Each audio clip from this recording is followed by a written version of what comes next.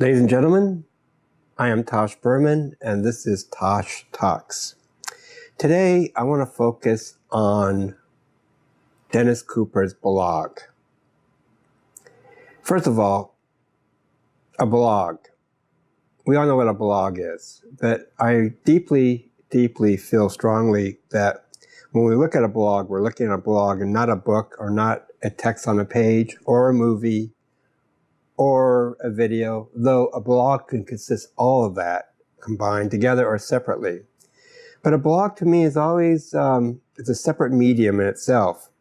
Like when you go to see something on TV, that's something on TV. If you watch a movie on TV, it's still TV. If you see a movie in a movie theater, that's a movie in a movie theater. And a blog is a blog, TV to TV, film is a film, a book is a book. Very rarely do I find books suitable for blogs. Blogs, I think, should always consist of original writing or original content, meaning it doesn't have to be original video or presentation, but it has to be something from the writer or whoever's organizing the blog to be a blog, if that makes it clear. And Dennis Cooper, to give you a little history, is an old friend of mine, but beyond that, he is an incredible writer, poet, editor, and now a filmmaker. He makes films. I'll give you the title of his films here in a second. He makes films with Zach Farley. He has made 2 films so far. One is Permanent Green Light, which I saw recently, which is a fantastic film, and I do recommend that, as well as his earlier film, which is called Like Cattle Towards Glow.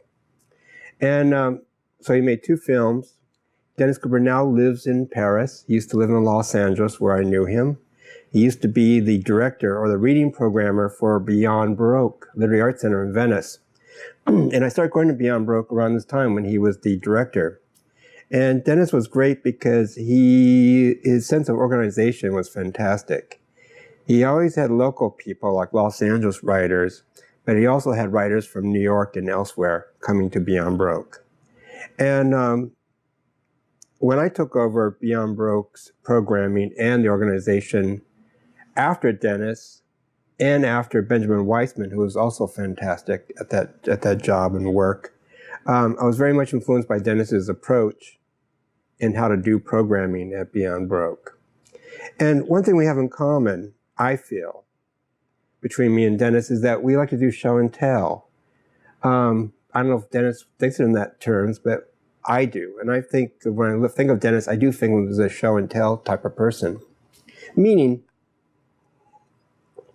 if you remember, maybe like when you're a kid, a child, and you went to school, your teacher invites you to bring something from home to show to your class, and you go in front of the class to talk about that object, whatever it's a book, toy, whatever.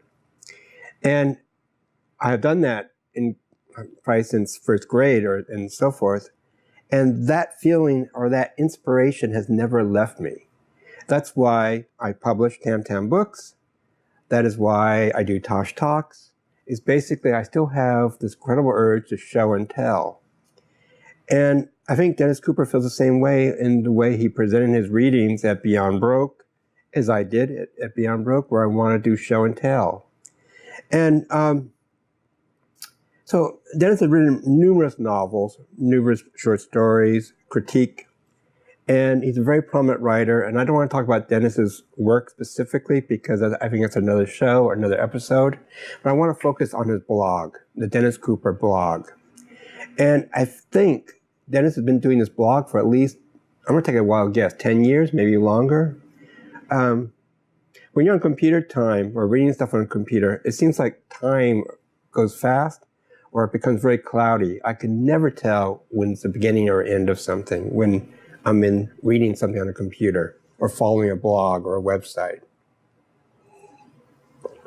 Like, it's amazing to me that's 10 years that I've been on Facebook. And before that I was on MySpace and then Friendster? So what happened to Friendster and MySpace? You know what? I can't believe it was 10 years that I've been on this thing called Facebook. Another story, though, another time. But about 10 years ago, I discovered Dennis Cooper's blog. It was first called The Weaklings, but now I think it's just called Dennis Cooper Blog.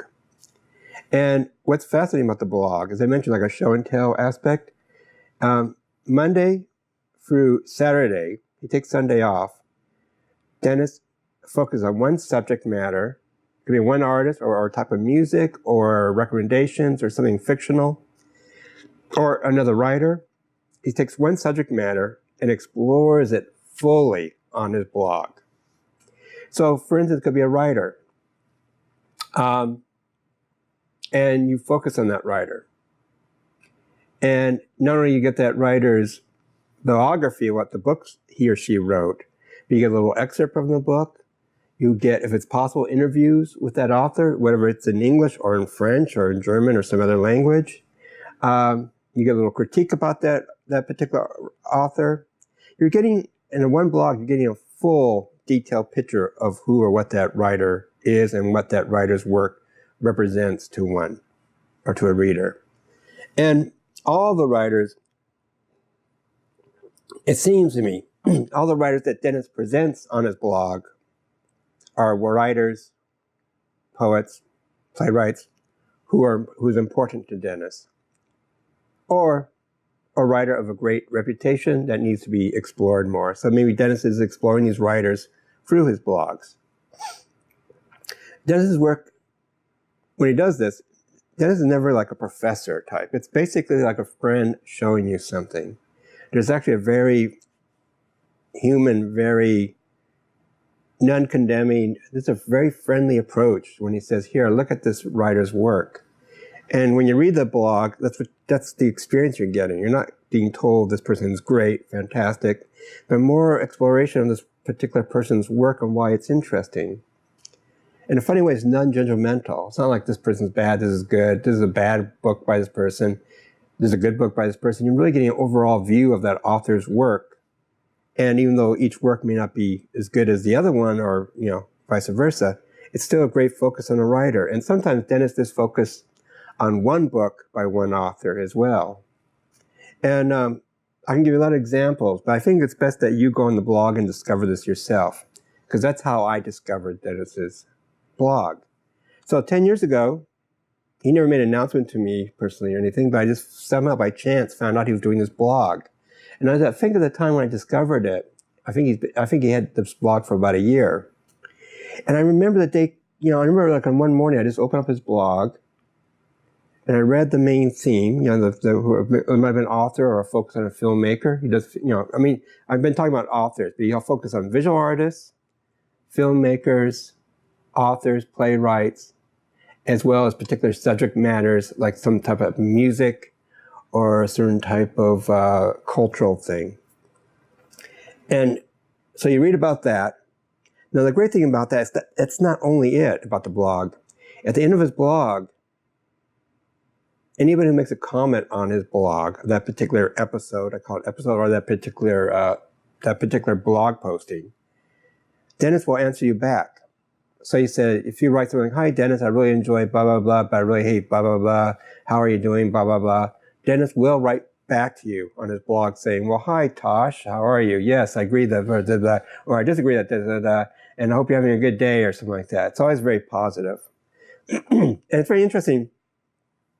I think all of us who read blogs or, confront like social media, like Facebook and Twitter, it's always like people like fighting among each other greatly, and it's, a lot of aggression and disagreement.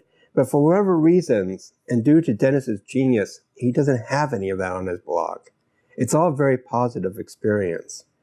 And I only can think of a few times when somebody makes a comment that's kind of snarky or mean-spirited, or they're trying to get attention to themselves. And Dennis pretty much cuts to the chase and says, hey, this is not going to happen on this blog or my post.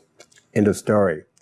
And everybody who does write to Dennis, I don't think only appreciate him as an artist, but they appreciate him as a human being, and they appreciate the time spending on his blog, reading his blog. So that's kind of fantastic. And as you read Dennis's blog over, these years, Dennis has these obsessions. He has a thing about slaves, like sexual male slaves.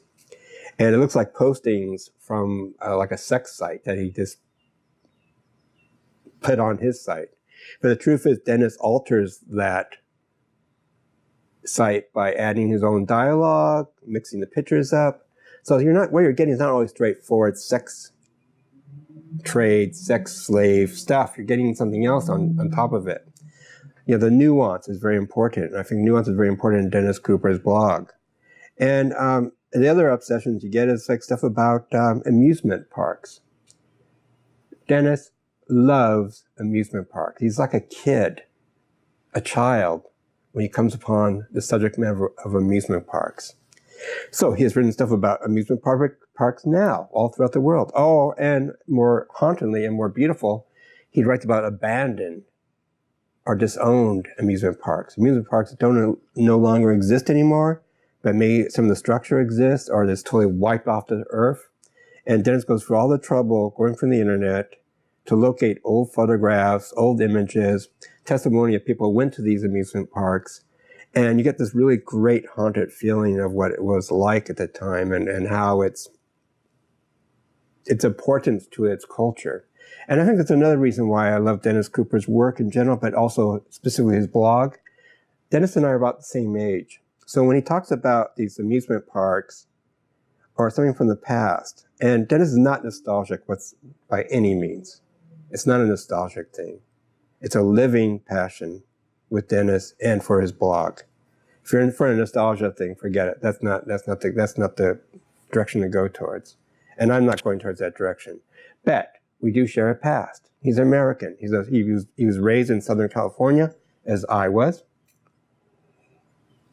And therefore, I have my own memories of amusement parks that gels or connects with Dennis's opinions about amusement parks. And, when I read his post about these amusement parks, I really, really feel personally attached to it. And personally, I'm fearful, terrified of amusement parks. Dennis, on the other hand, loves them with a great abandonment. But I am hesitant about going to these places, yet the image of an amusement park has a very strong, almost a seductive sexual pull for me.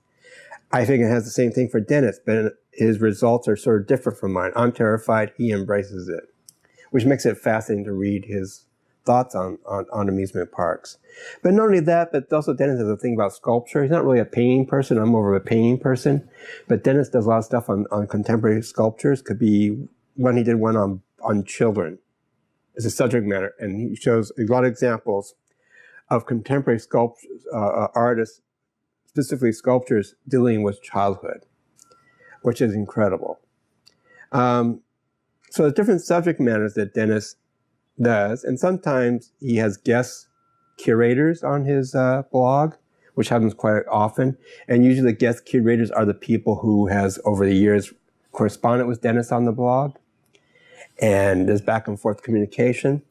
And again, if Dennis is going to focus on some particular artist and a filmmaker, like his favorite filmmaker, Robert Bresson, it's going to be a very thorough posting on Bresson. I mean, it's almost a scholarly, including interviews with Bresson, articles about Bresson, but done in a very concise, not minimal, but concise space in conveying who this artist is. And there's zillions of blogs of all sorts, and all of them are, not all of them are interesting, but some are really good, some are great. But Dennis Cooper's blog is exceptionally brilliant and genius-like. Genius-like that he does it 6 times a week. So when I wake up in the morning, I'm getting this incredible blog, and it might not be into my taste, maybe something I'm not into, but I always go through that blog because it's his brilliance in pointing out certain aspects of that subject matter that is so profound and so amazing, even if I'm not into it. And his world is very inviting. He's an amazing, amazing blog artist. And he used to do blogging on Google, which I do, the blogger. And this is like about 3 years ago, out of nowhere, Google totally took down Dennis's blog without any reason or rhyme, saying something is disturbing on it. And it took Dennis at least 3 or 4 months to get the contents, his contents, out of the blog that Google took away. And luckily, through the help of really the publicity of The Guardian, New York Times, New Yorker, various arts magazines in support of Dennis getting his material back, at least from Google, Dennis succeeded. So he got a new site. The old site was called The Weeklings. This one is called Dennis Cooper's blog. And he got all his old material back, and slowly but surely he's been restoring his old blogs as well as keeping almost the current everyday blogs. So if you're interested in the contemporary culture and arts, you cannot possibly avoid, well, you can't avoid it, but you're making a huge mistake if you do not read and look at Dennis Cooper's blog at least, a few times a week. I do it daily. I wake up like at 9 o'clock. By 9 o'clock, I'm pretty much finished reading that daily Dennis Cooper blog. And I will give you the address of his blog in the YouTube listing, of course. But basically, it's just Dennis Cooper blog, one word, DennisCooperblog.com. You'll be able to find it. Or just look it up on, ironically enough, just Google it. But it's just exceptional work. And as a person who I do blogs, I have to say, I don't know if I'm directly influenced by Dennis's blog, but I do feel like I have a companion there who I do look up to and think, wow, he does such incredible work. I could at least do half of that and I'll be okay. But I want to do better. But Dennis is really exceptional. Dennis Cooper's blog is exceptional. And this is Tosh Berman, Tosh Talks, and I'll see you shortly. Take care. Bye-bye.